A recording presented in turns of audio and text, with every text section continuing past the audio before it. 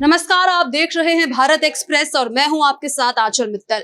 बिहार चुनाव की तारीखों का ऐलान हो चुका है। Chief election commissioner Gyanesh Kumar ने प्रेस कॉन्फ्रेंस कर तारीखों का ऐलान कर दिया है। आपको बता दें कि 2 चरणों में बिहार के चुनाव होने हैं। कुल 243 सीटें हैं। पहला चुनाव जो है वो 6 नवंबर को होगा और दूसरा 11 नवंबर को होगा। अब इसी बीच मतगणना 14 नवंबर को होगी। तो ये सब तारीखों का ऐलान हो चुका है। इस चुनाव में और क्या कुछ खास रहने वाला है, कंप्लीट डिटेल्स के लिए इस वीडियो को लास्ट तक जरूर देखिएगा। इस वक्त मेरे साथ मेरे सहयोगी उज्जवल मिश्रा मौजूद है। इनसे बिहार चुनाव की कंप्लीट डिटेल्स जानेंगे। जी उज्जवल। आंचल, बिहार चुनाव को लेकर सबसे ज्यादा तारीख को लेकर दिलचस्पी थी और आज चुनाव आयोग ने प्रेस कॉन्फ्रेंस करके उसको क्लियर कर दिया। तारीख आपने बता ही दी है, 6 और 11। इस बार 2 चरणों में चुनाव हो रहा है। पिछली बार 3 चरणों में चुनाव हुआ था, तो इस बार 100 पहली चरण जो 6 नवंबर को जब होगा तो 121 सीटों पर होगा और 11 नवंबर को 122 सीटों पर होगा। 14 नवंबर को इसके नतीजे आएंगे। इसी के साथ साथ आपको बता दें, चुनाव आयोग ने आज पूरी क्लियर डिटेल के साथ यह भी कहा है कि हम इस बार नए प्रयोग भी इस चुनाव के अंदर करने जा रहे हैं। जब प्रयोग की बात होती है तो सबसे पहले लोगों को SIR याद आ जाता है, लेकिन उसके अलावा भी 16 प्रयोग चुनाव आयोग ने इस बार बिहार में इस चुनाव के अंदर करने जा रहे हैं। पहले वोटर की बात अगर मैं कर दूं तो 7.42 करोड़ वोटर बिहार में इस बार हैं। और जब मुख्य चुनाव आयुक्त ये प्रेस कॉन्फ्रेंस कर रहे थे तो उस वक्त उन्होंने इस चीज का जिक्र भी किया कि बिहार में जितने वोटर हैं इतनी कई देश 10 से 11 देशों की जनसंख्या होती है। तो ये बिहार का चुनाव आप समझ सकते हैं कितना चुनौतीपूर्ण भी है और इसको कराने के लिए कितने रिसोर्सेज की जरूरत है। 14 लाख फर्स्ट टाइम वोटर्स होंगे इस बार। 818 वोटर्स, एक एवरेज निकाला गया है कि हर बूथ पर लगभग 818 वोटर पहुंचेंगे। लेकिन चुनाव आयोग का जो आंकड़ा है, जो लक्ष्य है, वो है कि 1200 वोटर एक बूथ पर पहुंचे। 40 सीट आरक्षित की गई हैं, जिसमें 38 सीटें जो हैं वो SC के लिए आरक्षित करी गई हैं और 2 सीटें हैं वो ST के लिए आरक्षित इस बार की गई हैं। वहीं 14,000 वोटर्स जो होंगे वो 100 साल के ऊपर 14,000 वोटर्स इस बार चुनाव में ऐसे होंगे। इस बार के जो 14,000 वोटर ऐसे हैं जो 100 साल से ऊपर की प्लस होंगे।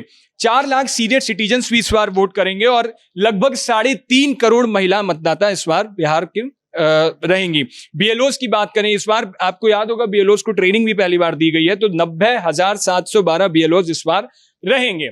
अब सबसे खास बात कि इस बार बिहार में चुनाव अलग कैसे होंगे, क्योंकि मुख्य चुनाव आयुक्त ने जब प्रेस कॉन्फ्रेंस की तो इस वक्त ये तो कहा ही हमेशा की तरह कि कड़ी निगरानी रखी जाएगी, कड़ी सुरक्षा व्यवस्था के बीच चुनाव होंगे, जो शरारती तत्व हैं उन पर नजर रखी जाएगी, फेक न्यूज़ पर नजर रखी जाएगी। लेकिन उसके अलावा इस बार जितने भी पोलिंग स्टेशंस बनाए जाएंगे वो सारे ग्राउंड फ्लोर पर पोलिंग स्टेशन रहेंगे, जिससे लोगों की सहूलियत के हिसाब से कई ऐसे होंगे जो सीनियर सिटीजन्स भी आएंगे।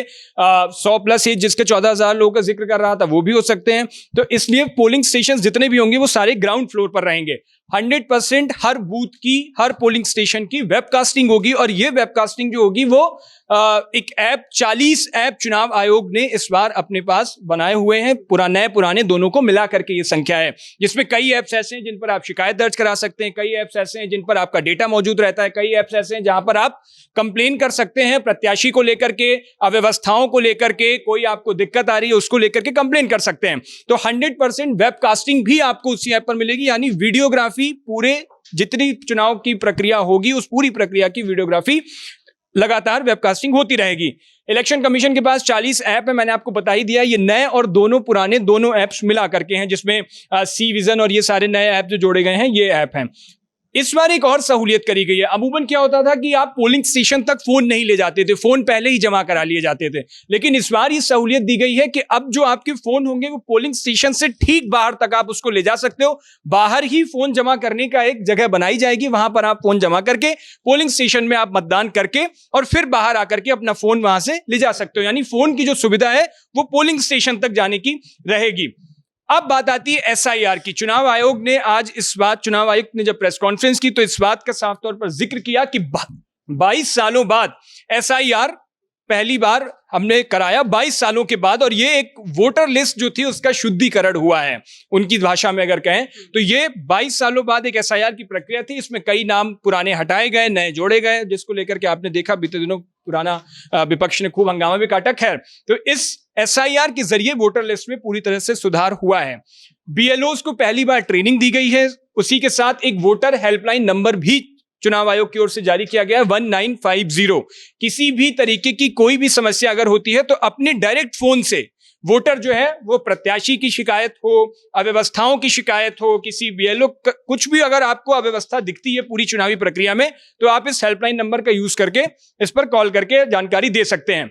एक जो सबसे दिलचस्प बात है आंचल, अमूमन जब हम वोट डालने जाते हैं तो देखते हैं जो ईवीएम में कलर फोटो का पहली बार प्रयोग किया जा रहा है कि आपके प्रत्याशी जो भी होगा जहां उस ईवीएम में उसकी कलर फोटो वहां पर मौजूद रहेगी। और उससे पहले भी अगर आपको अपने प्रत्याशी को जानना है तो नो योर कैंडिडेट और ये सारी जो ऐप हैं वो चुनाव आयोग की तरफ से पहले से ही चली रही है, तो आप अपने प्रत्याशी की पूरी जानकारी करके वहां पर जा सकते हो। तो उसके साथ इस बार ईवीएम में उसकी कलर फोटो भी आपको वहां देखने को मिलेगी।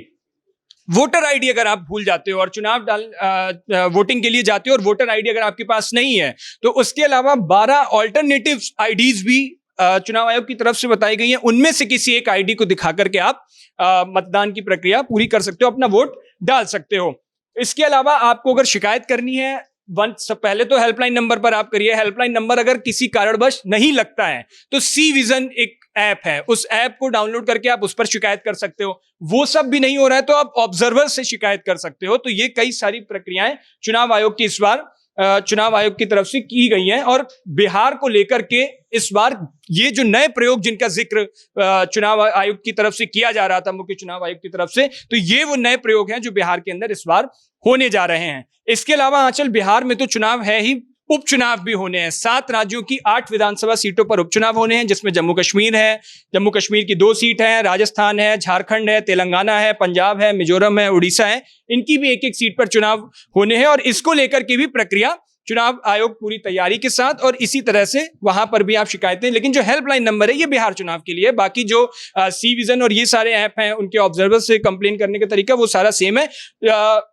जो वीडियोग्राफी जिसकी हम बात कर रहे थे वो भी इस बार बिहार में नए तरीके से कराई जाएगी। पूरे मतलब प्रक्रिया को आप देखिए, जिस तरीके से लगातार आप देख रहे थे, कई बार चुनाव आयोग पर लगातार विपक्ष सवाल खड़े कर रहा था, तो उस पर भी उन्होंने कहा है कि सभी जितनी भी पार्टीज हैं उनके सभी हेड्स को लिस्ट भी दे दी गई है, वोटर लिस्ट दे दी गई है। इसके अलावा उन सभी के साथ मीटिंग्स भी कर ली गई है, मुलाकात भी कर ली गई है, उनकी भी सुन ली गई है। तो जो भी प्रक्रिया थी वो पूरा फॉलोअप करके आंचल आज ये प्रेस कॉन्फ्रेंस की गई है। और बिहार में इस बार 2 चरण में चुनाव होने हैं, तो 6 और 11 तारीख, और 14 तारीख वो निर्णायक तारीख होगी जब बिहार के तख्त पर कौन बैठेगा इसका जिक्र हो जाएगा। तो 14 तारीख को नतीजे आने के बाद तब तक पूरी चुनाव व्यवस्था को लेकर के आज प्रेस कॉन्फ्रेंस में ये सारी बातें चुनाव आयोग की तरफ से क्लियर की गई। उज्ज्वल से जो भी जानकारी मिली, इससे ये तो साफ हो गया कि इस बार मतदाताओं के लिए वोटिंग की प्रक्रिया काफी ज्यादा आसान और सहूलियत भरी होने वाली है। तो बिहार चुनाव की तारीखों का ऐलान हो गया है, किस दिन रिजल्ट आना है उसका भी ऐलान हो गया है। अब आशा करते हैं कि आपको ये जानकारी पसंद आई होगी।